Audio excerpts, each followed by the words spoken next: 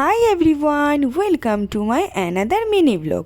তো দেখতেই পাচ্ছ আমি রেডি হয়ে গেছি, আমি যাচ্ছি আজ মামার বাড়ি।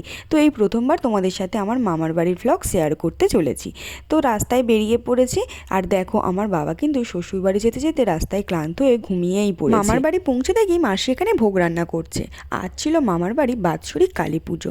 আর সত্যি কথা বলতে আমি সব কিছু ভিডিও করতে পারিনি, জানি না কেন আমার খুব লজ্জা লাগছে। যেহেতু কালী পুজো তো সারা রাত ধরে হবে, তাই বসে পুজো দেখছিলাম আর তারপরে চলে এলাম ডিনার করতে। আর ডিনারে কি কি খেয়েছি সেটা তো ফটা ইটেনের ডে ভিডিওতে তোমরা অলরেডি দেখে নিয়েছো। তারপরে তো ডিনার কমপ্লিট করে আরেকটু পুজো দেখছিলাম, আর তারপরে এত ঘুম পাচ্ছিল তাই ভাবলাম যে একটু শুই। মাকে বলেছিলাম যে হোম হওয়ার আগে আমাকে ডেকে দেবে, বাট ব্যাড লাক, আমি হোম হওয়ার সময় উঠতে পারিনি। মা মাসিরা সবাই আমাকে ডেকেছে। আর এই ভিডিওটা কিন্তু আমার ভাই মানে আমার মাসির ছেলে করে দিয়েছে। তো আজ ভিডিওটি এই পর্যন্ত। ভিডিওটি ভালো লাগলে একটা লাইক করে দিও। বাই বাই সবাইকে।